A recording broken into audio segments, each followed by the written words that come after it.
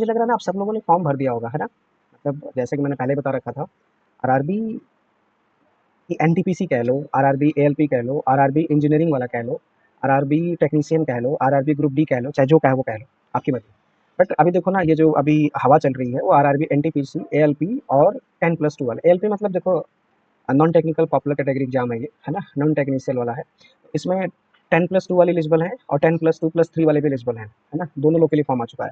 तो मुझे लग रहा है आप सबने फॉर्म भर रखा है, शायद भर नहीं भरा होगा, तो अभी लास्ट डेट इस अप्रोचिंग कर रही है। 13 अक्टूबर लास्ट डेट है ग्रेजुएट वालों की और 20 अक्टूबर है अंडर ग्रेजुएट वालों की। तो मैं फिर से आपको बता दूं, आप सबको पता है जैसे कि आरआरबी एनटीपीसी में जो कि बड़े लेवल पे एग्जाम है, एनटीपीसी का जो एग्जाम है, वो इसके तहत दो पोस्ट हमारे पास है डियर। फर्स्ट है ग्रेजुएट लेवल एग्जाम, सेकंड है under graduate level exam. Graduate का मतलब आप समझ रहे हैं ना, मैंने आपको बहुत बार बताया था 10+2+3, है ना? ये हमारा ग्रेजुएट। अंडर ग्रेजुएट का मतलब समझ रहे हैं, इंटर लेवल वाले को अंडर ग्रेजुएट कहते हैं, है ना? 10+2। तो जिनकी 10+2 पास है वो भर सकते हैं, जो 10+2 ग्रेजुएशन कर रखे हैं वो भी फॉर्म भर सकते हैं। बट उनके लिए अलग अलग पोस्ट है। कुछ लोगों ने पहले ही फॉर्म भर रखा है, बट कुछ हमारे भारत के लोग होंगे जो हो सकता है वो अभी भी सोच रहे हो कि मैं कल भरूंगा, परसों भरूंगा। तो आप सबको पता है ना, साइट हैंग होने से पहले आप भर लो। ऐसा नहीं भारतीय पे भरोसा है कि साइट नहीं हैंग होगी आरआरबी की, बट फिर भी जो आरआरबी की जो मेन साइट है ना, उस पर पहले ही बोला जा चुका है कि आप समय रहते ही फॉर्म भर लो, ताकि बाद में ना लास्ट आवर रनिंग से अच्छा है। अब देखो इसकी जो लोकेशन होगी ना, आप सबको पता है अक्रॉस इंडिया, मतलब अक्रॉस इंडिया कहने के लिए जितने भी जोन हमारे पास है ना, उन जोनों में जिस जोन में आपकी पोस्टिंग हो जाएगी उसी जोन से आपका रिटायरमेंट भी होगा, अगर कोई स्पेशल केस ना हो तो, ठीक है ना? दूसरा, अब देखो ग्रेजुएट वाले जो पोस्ट हमारे पास है ना, वो 8,113 पोस्ट हैं टोटल। मतलब वो लोग जो 10+2+3 किए हैं ना, उनके पास 8,113 पोस्ट है। और जो बच्चे इंटर लेवल पास हैं, जिनको सर मुझे ना मैं केवल इंटरमीडिएट पास हूँ, उनके लिए टोटल 3,445 पोस्ट है, जितने भी जोन हमारे पास है, ठीक है? ऑनलाइन मोड होगा। अच्छा एक चीज़ ध्यान रखना है, इसका लास्ट डेट ना 13 अक्टूबर है। 13 अक्टूबर किस चीज़ का लास्ट डेट है? तो ये है हमारा ग्रेजुएट वालों का 10+2+3 जो हमने किया है, याद रखना। नई एनईपी में ना, नई एनईपी में इस चीज़ को 5+3+3+4 के नाम से जाना जाता है, ठीक है? तो हम नई एनईपी की नहीं बात करेंगे, हम पिछले वाले लोग हैं, जो पुराने लोग हैं हम, तो उसके हिसाब से हमने बात कर लिया। बट हम किसी चीज़ को भड़का नहीं रहे, ठीक है? हम कोई भी बात कर लो। अंडर ग्रेजुएट में क्या कहना? अच्छा देखो, ये ग्रेजुएट वाला ना 13 अक्टूबर लास्ट डेट है, इससे पहले भर लेना। अंडर ग्रेजुएट वालों की जो लास्ट डेट है वो 20 अक्टूबर है। और अंडर ग्रेजुएट का मतलब है, हमने आपसे पहले बता दिया, 10+2, फिर से वही बात, 5+3+8वीं के बाद सीधा 3, 11वीं तक, ठीक है? क्वालिफिकेशन 12th वाले हों तो 2 स्टेज कर लो, कोई भी क्वालिफिकेशन, या तो आपने 12th कर रखा है या ग्रेजुएशन, जो मैंने पहले बता रखा है। अच्छा एज लिमिट की बड़ी समस्या हो सकती है आपको। तो पहला 10+2 वालों के लिए मैक्सिमम 33 साल एज है। मतलब अगर आप जनरल कैटेगरी में हो तो आपको 33 साल तक फॉर्म भर सकते हो। अगर आप जनरल कैटेगरी में ग्रेजुएट लेवल के तहत आ रहे हो तो 36 साल तक फॉर्म भर सकते हो, ठीक है ना? ये हमारा दो दो एज क्राइटेरिया है। मुझे लग रहा है कुछ बच्चे जो यंग हैं उनकी तो एज की बात ही नहीं करनी, 18 साल से लेकर के पहले से हो चुके हैं 18 साल। हाँ कुछ हो सकता है जो थोड़े से बड़े हो गए हो, किसी कारणवश किसी उनका सिलेक्शन किसी जगह पे ना हुआ हो, तो हो सकता है वो चूक गए हो, तो उनके लिए एज क्राइटेरिया मैंने बता दिया। अब देखो इनमें सिलेक्शन का प्रोसेस मैं बहुत पहले ही बात कर चुका हूँ आपसे कि इनका सिलेक्शन का प्रोसेस सीबीटी 1 होता है, computer based test 1, computer based test 2, और कुछ जगहों पे स्किल टेस्ट होगा, डॉक्यूमेंट वेरिफिकेशन होगा, मेडिकल टेस्ट होगा। अच्छा मेडिकल टेस्ट ना, मेडिकल स्टैंडर्ड है इसमें, A1 A2 B1 B2 C1 C2, इस तरह का ना इसमें स्टैंडर्ड बना रखा है। स्टैंडर्ड कुछ नहीं, विजन हमारा जो हम देख पाते हैं कि नहीं, 6/9 है ना, 6/6 तो वैसे हमारा है, ठीक है? ऑफिशियल साइट यहाँ पे है, तो आप ये देख लो, ये हमारा पूरा चार्ट है। तो मैं आपको फिर से बताना चाहूंगा अपने चैनल के माध्यम से, आप सब लोग आरआरबी एनटीपीसी, चाहे इंटर लेवल वाला फॉर्म हो चाहे ग्रेजुएट लेवल वाला फॉर्म हो, उसको भर दो, क्योंकि लास्ट डेट उसका होने वाला है, ठीक? अच्छा अब इनमें ना फिर से मैं थोड़ा सा एक्सप्लेन और कर रहा हूँ आपको। क्या जैसे ये देखो, ये पूरा का पूरा चार्ट एक बार में आपके पास है। जैसे पहला मैं कहूँ आपसे, ग्रेजुएट लेवल में मैंने अभी बात की आपसे, टोटल पोस्ट कितने हैं? तो ग्रेजुएट लेवल में टोटल पोस्ट 8,133 है ना? उसमें स्टेशन मास्टर कितने हैं? स्टेशन मास्टर के 994। ट्रेन मैनेजर, जिसको गुड्स गार्ड कहते पहले कहते थे, अब गुड ट्रेन मैनेजर नाम से जाना जाता है, 3,144। सेम अगर मैं सीनियर क्लर्क टाइपिस्ट की बात करूँ तो 732 हो जाएगा, जूनियर क्लर्क टाइपिस्ट की बात करें तो 1507 हो जाएगा। चीफ कॉमर्शियल के लिए तो इतना। तो टोटल इसमें ना ये सब जोड़ दोगे अगर आप, स्टेशन मास्टर को, ट्रेन गुड्स गार्ड को, सीनियर क्लर्क कम टाइपिस्ट को, है ना, चीफ कमर्शियल को, तो ये टोटल हो जाएगा 8,133 पोस्ट। ये ग्रेजुएट वाले बच्चे हैं जिनकी मैक्सिमम एज कितनी है? 36 साल है। कैलकुलेट कब होगा? 1/1/2025 से काउंट होगा, ठीक है? ये 2025 तक काउंट होगा, ठीक है? अब देखो इसमें ना जोन वाइज वैकेंसीज हैं, जैसे कुछ बच्चे ना बड़ा कंफ्यूज है। जोन वाइज देख लो, जिसमें ज्यादा वैकेंसी है उसमें फॉर्म भर दो आप। तो सबसे ज्यादा मुझे लग रहा है ना, सबसे ज्यादा वैकेंसी जो है कोलकाता देख लो, 1382 है।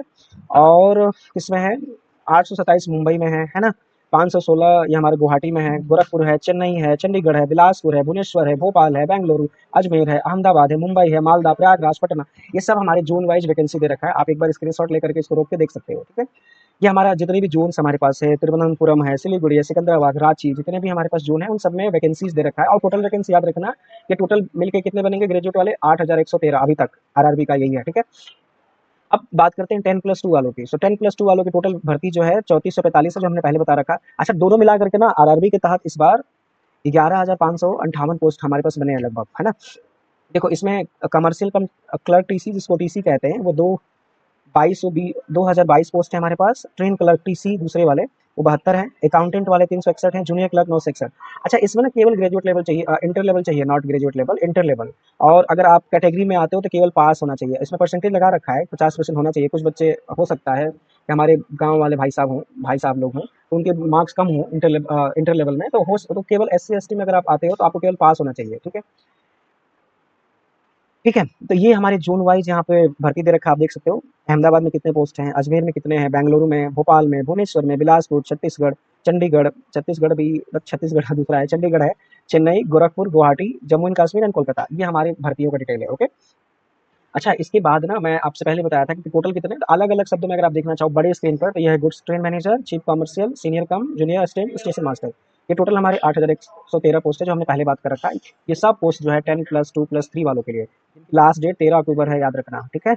दूसरा अंडर ग्रेजुएट वाले मतलब 10+2 वालों के लिए है, जिसका लास्ट डेट है 22 अक्टूबर को है। ठीक है।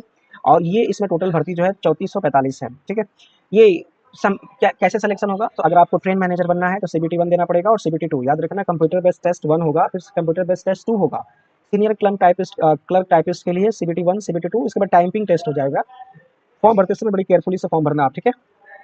स्टेशन मास्टर जो सबका सपना भी है, तो CBT 1 CBT 2 और कंप्यूटर बेस्ड एप्टीट्यूड टेस्ट होगा इसमें, सीबैट। ओके। कंप्यूटर बेस्ड तीसरा एक टेस्ट होगा आपका, तब जाकर के आप स्टेशन मास्टर बनेंगे, जिसको हम साइको टेस्ट एक तरह से कह लेते हैं। ठीक है। तीसरा अंडर ग्रेजुएट लेवल में फिर से वही CBT 1 CBT 2 typing test, CBT 1 CBT 2 typing test, but TC बनने के लिए CBT 1 CBT 2 देना पड़ेगा बस आपको, और CBT 1 CBT 2 से ये काम चल जाएगा आपका। कौन कौन सा हमारे पास पैटर्न्स है, आप सबने पैटर्न्स के लिए भी बहुत परेशान हुए होंगे। तो पैटर्न्स में सबसे पहले जनरल अवेयरनेस के 40 क्वेश्चन 40 मार्क्स के। मैथमेटिक्स जो हम पढ़ा रहे हैं आपको अपने चैनल के माध्यम से 30 मार्क्स के।